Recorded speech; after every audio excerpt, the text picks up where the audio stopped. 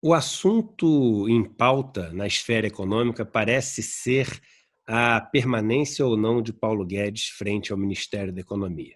Não é novidade que a maior parte da população está insatisfeita com Paulo Guedes. O ano passado já tinha sido um ano de uma decepção enorme.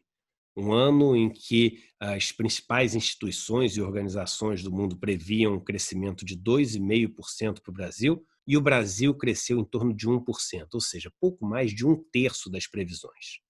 Começa a pandemia e, diferente do resto do mundo, Guedes prefere dobrar a sua aposta num Estado mínimo, numa agenda de privatizações, numa agenda de demissões e numa agenda de fazer com que o Estado, ele, ao invés de cumprir o seu papel protegendo o grupo, ele se afaste, suma, a não ser para alguns setores específicos, como, por exemplo, o setor financeiro, que já na primeira semana da crise recebe uma ajuda que chega a ultrapassar R$ 1 trilhão durante a crise. Enquanto isso, os setores como o dos trabalhadores informais, as micro e pequenas empresas, recebem algumas dezenas de bilhões de reais. Quando recebem, boa parte dessas pessoas passaram meses sem ver um centavo de ajuda para poder atravessar esse momento tão difícil. O resultado: milhões de postos de trabalho perdidos, quase 9 milhões de postos de trabalho que foram perdidos no Brasil em apenas alguns meses. Centenas de milhares de microempresas fecharam as suas portas.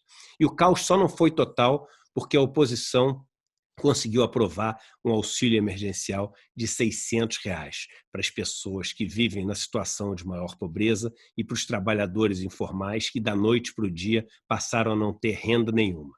Vale lembrar que Paulo Guedes, no começo, era a favor que os trabalhadores fossem para casa durante 4 meses sem receber nada, nem seguro-desemprego, nem nenhum tipo de acerto de rescisão. Depois, a sua ideia era de que as pessoas recebessem R$ 200.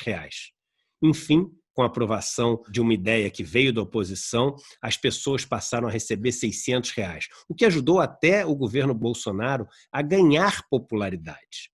Uma popularidade que, apesar de incomodar as forças de oposição, as forças progressistas sabem que é melhor ter que lidar com um aumento momentâneo da popularidade de Bolsonaro por uma falsa percepção de parte da população de que o responsável por esse auxílio emergencial é o governo Bolsonaro, do que não ver essa popularidade subir e ver essas pessoas todas sofrendo, morrendo de fome e passando por um verdadeiro inferno na Terra. Pois bem, Paulo Guedes ganhou alguma sobrevida com isso, mas a estrutura do seu ministério já se desfez completamente. Os principais nomes já foram embora. Mais um ponto que a gente deve chamar a atenção: as pessoas que deixaram o governo Bolsonaro, muito próximas a Paulo Guedes, são pessoas que estão voltando para a iniciativa privada, voltando para ser economistas dos principais bancos de investimento do país, voltando para as suas atividades no comando das suas fundações, no comando das suas empresas, só que com todo o mapa da mina do governo.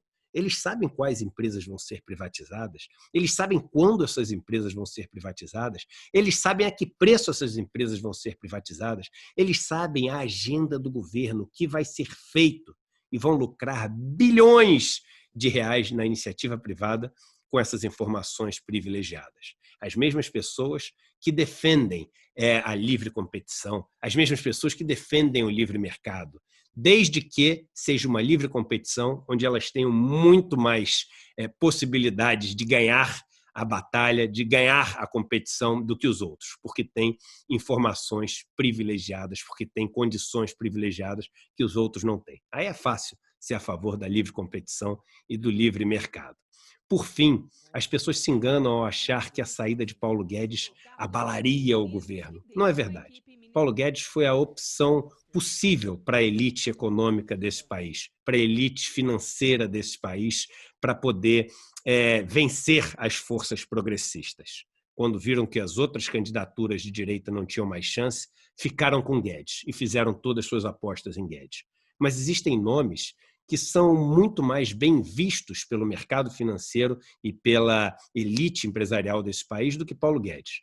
pessoas que já ocuparam ou ocupam cargos nas diretorias dos principais bancos do país, no Banco Central e até em outras atividades que fazem com que o seu histórico de entrega seja muito maior e gere muito mais credibilidade do que o histórico de entrega de Guedes.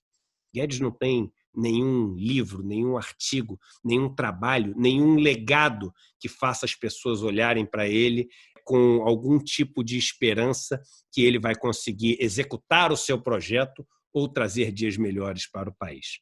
Então, a saída de Guedes pode dar fôlego ao governo Bolsonaro. Por isso que as pessoas precisam entender que o grande inimigo não é Guedes. O grande inimigo é a política neoliberal, assassina, destruidora e causadora de uma desigualdade para o nosso país. A nossa briga é contra o neoliberalismo que tem o apoio do presidente da Câmara, do presidente do Senado, da grande mídia e também de Guedes. Mas Guedes, por incrível que pareça, é um peixe pequeno nessa história.